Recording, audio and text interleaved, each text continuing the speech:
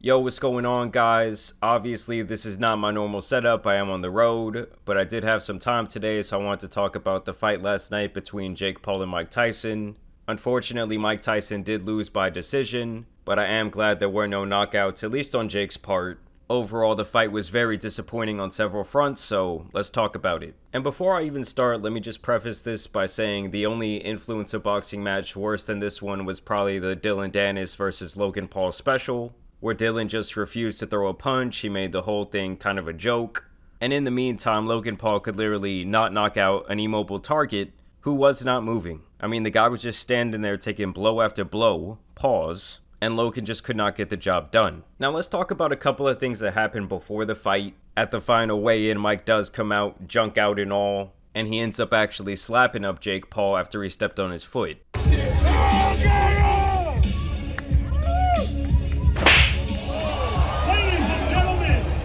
A lot of people thought this was a purposeful tactic by Jake. Some people were saying it was set up. Some people found it strange that Jake kind of crawls up on all fours like a gorilla. I mean, I don't know about you guys, but Mike looks pretty genuinely pissed right there. This is what Jake would say after getting slapped. I didn't even feel it. He's angry. He's an angry little elf. Mike Tyson, I thought that was a cute slap, buddy, but tomorrow you're getting knocked the fuck out. I'm f***ing him up, Burial.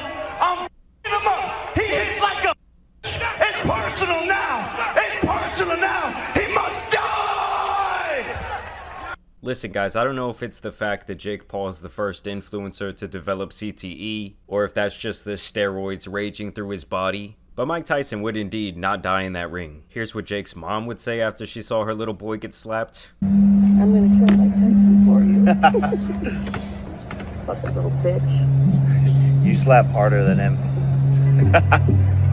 He's like, remember all those times you abused me, Mom? Then Jake started talking really crazy before the fight, saying, I believe I could beat Mike Tyson during any phase of any part of his career. My guy, if you went into the ring with like a 25 to 35-year-old Mike Tyson, he would have literally flatlined you in 10 seconds. Like, let's say back in the 80s or 90s, this would be like a popular musician or a popular movie star wanting to box Mike. You know how much back then that absolute killer would have loved to just fuck someone like this up? He probably would have done the shit for free. Before the fight, Mike even had his whole ass out. What's your prediction? Vicious win. Vicious win. Thank you, Dad. Love you. Love you too. And this was actually a really big foreshadowing because from here on out, the rest of the stream would just be absolute ass. I mean, Netflix claims that they prepared for all the traffic coming to their platform. It's going to be Netflix's biggest live sports event to date. But the streamer tells us everyone from IT to production has put their all into preparation and will be ready to combat any and all technical issues that may arise. Well, basically like 500 million people are watching this fight at once. Or I guess I should say they were trying to watch it because they were just staring at a buffering screen. I was actually down in the lobby of this hotel last night trying to watch the fight with like a little crowd of people. And this motherfucker was back there trying to load up Stream East on the side, okay? He had a laptop. I mean, this is how sad it got, guys. At one time, Antonio Brown was streaming the video on Twitter, and you had 6.6 million concurrent viewers watching. Keep in mind, this is a view from the actual stadium. You know, there at AT&T, they got the big old Jumbotron, so someone just set up a phone there, and he collected all those Twitter shekels. I mean, the fact that one man's phone could handle a 6.6 million viewer live stream, but Netflix was apparently totally unprepared for this traffic, it's just hilarious. This is not the first time this has happened for Netflix when they've tried to put on a live event. People anticipated they might even buy Netflix just to view this one event, and then the shit doesn't even work. When it comes to actual boxing, it was a snooze fest. Mike's legs got wobbly around the third round. I think he was pretty gassed. And at the end, it really just seemed like Jake, just out of pure respect, was not going to knock this man out. He was kind of just giving him jabs, kind of securing the win. I think Mike only threw like 85 punches total or something like that, and very few of them connected, this being one of them. And I'm not really seeing that much power behind that punch at all. As you guys can see, Jake remained relatively unfazed. I wish so bad that someone would just sleep this guy. He keeps calling out Canelo. Listen, Canelo, I know you're like a charity man. I know you like to do things for the local community. I mean, you could put some serious philanthropy on your resume by knocking this motherfucker out. And this is how you know this shit was so fake. At the end of the fight, you know, Jake was bowing down to him for about 10 seconds there. And I wish that Mike would have just taken this moment right here and just teed off on his head, like when you're in T-ball and the ball's just sitting there. All you gotta do is swing. And you know, Mike looks like he kind of thought about it. Oh, wow. Tyson. But instead he sticks out the hand. Okay, we're looking at a new era of Mike Tyson. And sadly, you know, when it comes to his physique, I thought that Mike looked pretty good. It did appear that he was training really hard for this fight for close to over a year. But sadly, guys, Father Time ends up coming for absolutely everyone. This man is almost 60 years old at this point, and he really just could not last. His best chance was just to go like all out for the first probably 2 or 3 rounds and just totally gas himself out and maybe try and get the knockout, but it really just wasn't happening, and it was pretty apparent very early on in the fight. Here, Jake Paul praises Mike. He says he's the GOAT. First and foremost, Mike Tyson. It's such an honor. Let's give it up for Mike, bro. He's a legend. He's the greatest to ever do it. Obviously, the toughest, baddest man on the planet. So it was really tough, like I expected it to be. So there, Jake's just showing some respect. After the fight, you obviously got Logan standing around in the background trying to get his airtime. You know he always tries to make these situations about himself. And when Mike tells him, hey, I want to fight you too, Logan, this is what Logan says. Logan, I think he said you might be next. Motherfucker, I'll kill you, Mike.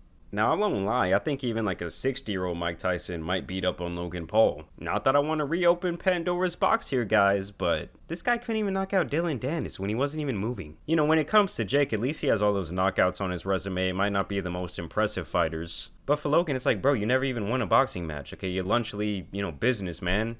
Whooped your ass multiple times. After the fight, Tank Davis would post this on Instagram where he says, to the bozo that shared the ring with Mike, you a whole bozo for this, and you didn't get the job done, shithead. Here, Jake would confirm to a reporter that he was apparently taking it easy on Mike once he saw those legs get a little bit wobbly. At any point, did you start to take your foot off the gas just a little bit because you noticed he was tiring out? Yeah, definitely. Definitely a bit. You know, I wanted to give the fans a show, but I didn't want to hurt someone that didn't need to be hurt. I mean, yeah, honestly, last night, if he would have just, like, brutally knocked out Mike Tyson, I mean, he might have gone down in history as the biggest douche of all time, and he's already, you know, in the running for that, but... Did you feel Mike's power at all? No. He hit you with one, and you gave him the tongue. But it didn't actually hurt. No one's punches have, like, really hurt. I got buzzed a little bit against Tommy Fury, but that's about it.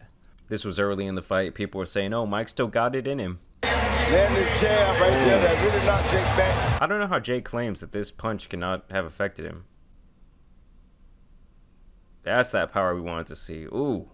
Other people were saying, yo, this fight had to be rigged. This is nothing like what Mike looked during his sparring sessions, during his training footage.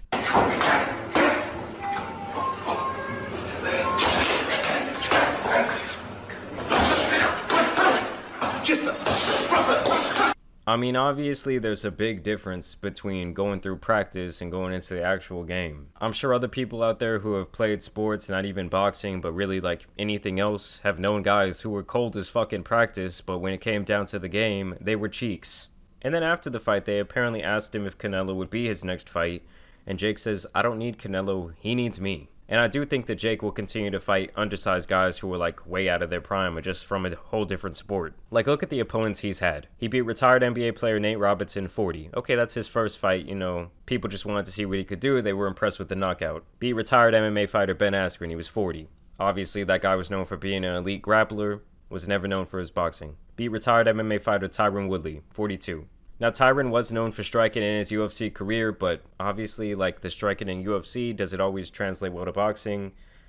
Probably not. Then he goes in there and beats Anderson Silva, who was already 49 years old. People thought that that was crazy. They thought that that was, like, way too past his prime to fight. And then he obviously loses to the only boxer who was even close to his age, Tommy Fury, and also the only person who was really, like, a professional boxer. Beat semi-retired MMA fighter Nate Diaz at 39. I mean, everyone always says, oh, Nate's had this, like, iron chin. But even that fight was pretty garbage. And then he beat up on Mike Tyson last night, 58 years old. You know, guys, I really thought that Mike could maybe turn back the clock for this one. I thought that he would look a little bit better than he did. But he did end up looking like an old man out there. And it was very sad to see. Like, I don't know, it felt like elderly abuse or something. It was just sad. And at the end of the day, you do have to give some credit to Jake. I mean, the guy is an expert at marketing. He's an expert at making money and putting on these events. I think he made like, I don't know, $50-60 million last night, which is just fucking insane. But yeah, I hope someone puts an end to his little social experiment that he's been doing for the last couple of years soon. But I don't know if he'll ever put himself in that sort of compromising position, because without boxing, and once he, you know, actually gets knocked out by somebody, I don't know how much he really has left in the tank. Like, I don't really see this guy going back to being an influencer or anything like that, going back to Disney. I don't know. Y'all let me know y'all's thoughts down below. I do want to thank you guys for watching today's video, dropping a like and subscribing. I am sorry if the quality was not exactly up to par. Like I told you guys, I'm in this hotel room. The acoustics are ass. Recording this on a laptop. But it is what it is, guys. I'll catch y'all next week. I got a fire video coming, so y'all look forward to that. But as you guys know, it's been your boy, the Tan Superman, and some other fake boxing out here needs to be covered. So I'm out. Peace.